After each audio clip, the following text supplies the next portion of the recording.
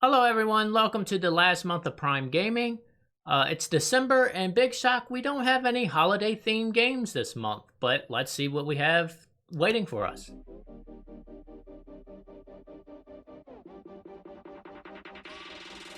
First up we have Stubbs, the zombie and rebel without a pulse. This is an older game that came out in 2005. You're looking at $20 if you get it now, and a Metacritic score is 72. And 7 hours of gameplay. And how this game was marketed was it was built on the Halo engine originally. Not sure if that sticks out now because it was remade, quote unquote. I don't know if it really upgraded much, but it was out for the new consoles like Switch and PC a couple years ago.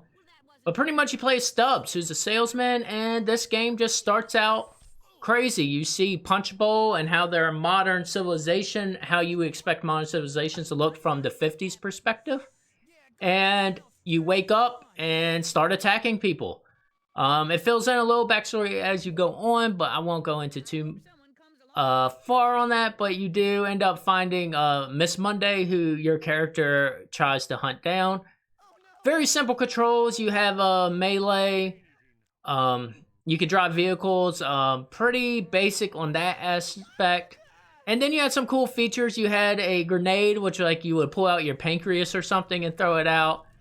And you could control your hand. At some point you would be able to do that. But what was cool was when you turned someone into a zombie, you can call them over and kind of do a mob attack. And I thought that was actually kind of cool. And it made the fighting a lot more easier and I thought more zombie-like, because like I said, you'll come across like 5 people guns, just call your horde over, let them kind of take the bullets while you go around and attack the people. The hints took a little while. It did remind me of the old Halo of kind of driving around, trying to find somewhere to go next, but complicated a little bit more, and then eventually a hint will show up, but it does take a little while. What made this game shine was the humor. It was very funny. A lot of adult humor mixed in here as well. So I do view this more of a dark comedy, and with the simple controls, I did enjoy this, so I would recommend a download. The pros here, it's a fun game in general. I just found myself kept playing. The con here, it is on the simple side of controls, and you may feel repetitive after a while. Next up, we have Tales of Monkey Island. This month you look like you had a huge list of games, but 5 of the games was Tales of Monkey Island. This came out in 2009. A Telltale game, so we know my reputation with that already. 86 on Metacritic, $15. And looking about 15 hours, so about 3 hours each chapter if you're trying to play them. And this was one of the titles I remember from Telltale was like its first big like label it got. I know they had other characters before this, but this was like one of the big milestones I remember. This is 5th in the Monkey Island series, and people are rating this about the middle in between all the Monkey Islands. You play as Guybush Thieepwood, a character that returns over and over, and LeChuck is taking over your wife's ship. You stab him with a sword, and your hand gets corrupted with his curse. And it kind of continues there. If you're not familiar with Monkey Island, it has unique humor to the game, and that's what it's known for. And you expect the same here. Telltale translated over really well. It's still early in the games, and the controls were not great. It only taught me how to do mouse only to move, which I learned later on you can use the keyboard to actually move your character. Which I wish it would have told me that before, because moving with just the mouse made the game really bad to me. And I wasn't liking it until I found that out. But overall, the game looks good. I mean, it's coming up 12 years. Yeah, it was about 12 years ago. Still holds up. I enjoyed the graphics. No shock here. Download by me. The pros here, which I don't fall into the pros, but if you played Monkey Island, I think this is a nice game to get. It does get away a little bit more from the point and click. It's still there, but I didn't find it as hard as them original Monkey Island games. The cons here is the controls. They weren't built too great. It's still in the early phases of Telltale. I kind of like the movie games more, but you can start seeing their transition. Next up, funny we're on YouTube. We got YouTuber's Life, which came out in 2016. which is a sim game that got a Metacritic score of 63, and you're looking at $25 for about 12 hours of gameplay here. The game has become a YouTube star. You kind of set your personality and what kind of videos you're going to make. Obviously, we're on a gaming channel, so I made gaming, called it almost a full color, and started playing. When you make a video, you have to pick these cards, which you unlock more as the game progresses to give reactions. Since I had a gaming channel, I'm sure they go with each of the content. You get to edit the video, quote unquote, where you drag the number of selections you have for cards. At first, you start with 2, so you just move them around. I didn't see no pros or cons how you line them up. I actually mixed them up on purpose and even put the intro at the end. I still got good points, so wasn't sure what was going on there. Did laugh that it takes 13 hours to render and 12 hours to upload on your first computer. This is the normal rags to riches storyline. You're at home. You eventually get to move to an apartment and earn money. And basically, yeah, you want to make the most money. This reminds me of the game Dev Tycoon, I think it is, where you just want to keep up with the popular times. I love the off-brand names of consoles that are very similar to actual licensed ones that they didn't have. Always makes me laugh. What kind of made this stood out is you go to cons, you can play little mini games in the cons to earn cheaper consoles. Like I bought the Genesis equivalent for $10. But overall, I felt bored just clicking the cards through the video. I didn't feel like I was really having any fun with that point. It was more of just a management and trying to get out the house, but not enough gameplay to hold me, so I would say not a download. The Pro here, I did see it was on the iPad. Might not be too bad there to pass time, but I still wouldn't recommend too much. And I thought it was kind of expensive for the game, which if you were looking at this would be the perfect time instead of paying $25. So that would be the Pro. The con was, to me, not much was really going on when the sim-wise. You were just kind of clicking cards and trying to match the best, and it got old. Next up, we have Spellcaster University. Came out in 2019. You're looking at a Metacritic score of 71. $25 overall, so another kind of expensive game for 5 hours of gameplay if you beat it on your first try. Another sim where you build your own Hogwarts.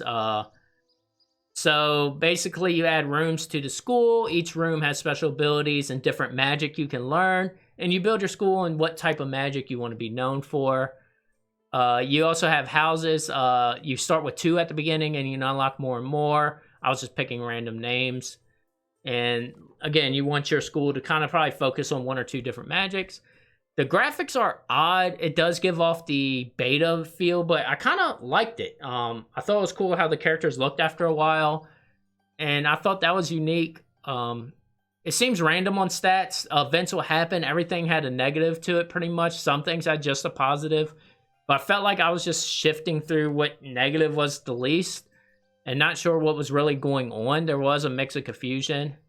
There is a weird card-like system at the bottom. So if you're looking at the game, you're seeing that I can like build certain rooms and have card options, which eventually goes into a card game because at some point I could do something if I discard a card. So it had that in there, but it was really weird. I didn't really like that system. Didn't feel fleshed out. The UI is a little wonky too at the beginning until you realize the stuff on the bottom right. You thought that was like the price of things. No, that's how much you actually have, and you have to wait for the icon to fill up. So little things like that. I got really bored of this one too pretty fast. I got excited when orcs started attacking, but they kind of died off easy, so I didn't know what bonus I got after doing that. So overall, for me, this was not a download. The Pro here, the graphics are pretty cool, and I think if you're a big fan of the Hogwarts and stuff like that, you might be engaged with this a little longer than me. I'm not a big fan. And the con here is the sim didn't provide enough for me to keep me busy. Again, I think it's built off the whole spells and Hogwarts and managing that, which I think if you're a fan, you may enjoy this. Lastly, we have Morkredd. I do apologize if I mispronounced that. Did come out in 2020, so this is probably the most new game we have. 71 on Metacritic and $20. And you're looking at about 3 hours of gameplay here for this unique puzzle game. You're two shadow characters, and you move around a light. At first you follow one, then you get a big ball of light. And the goal is not to be in the shadows, even your partner's shadows. So if you crisscross your shadows with the partner, you can kill one of the characters. What's unique here, as I'm playing by myself, I'm controlling both of these characters. So each joystick is a character, and the triggers is an action button if you need to grab something. And that's all the controls. Pretty simple. And it does get weird. There is a switch character button, so you could hit A to switch your left stick with the other character and the right stick with the other one. Don't do that too much. For some reason, that confused me every time I did it. I was trying it out. I did change it once when there was an event. I wanted to use the left side of the controller to control the left person. But still, I would kind of stay away from that if you're playing by yourself. I did like the environment, the feel of the game. It does get weird at the end. I'm not going to show that, but it is very odd and different. And it's cool puzzles. I like the frustration I got of, oh, I can do this simple, and somehow I end up where I need to cross and have to think what I'm about to do. So I like this whole light concept. And I think it would be really fun with co-op.